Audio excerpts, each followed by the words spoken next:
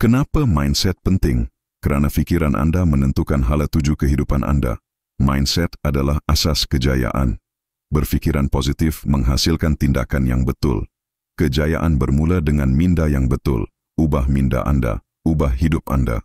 Minda usahawan, bina minda anda, capai masa depan anda. Jom guys. You ingat, duit dalam tangan tu betul-betul ada nilai. Sebenarnya itu cuma illusion. Zaman dulu, manusia guna emas, perak, kulit kerang. Semua ada nilai sebenar. Kemudian datang duit kertas. Disokong oleh emas, sistem gold standard. Tapi, lepas perang dunia, sistem tu runtuh.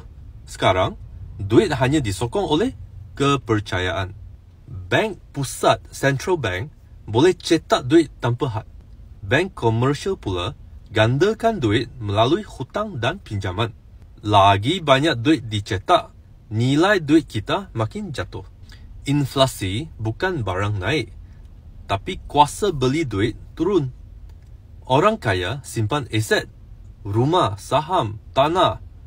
Orang biasa simpan tunai. Makin lama makin miskin.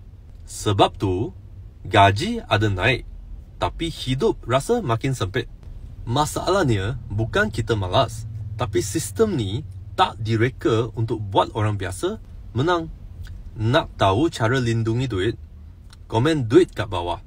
Saya akan tunjuk langkah-langkah yang saya guna.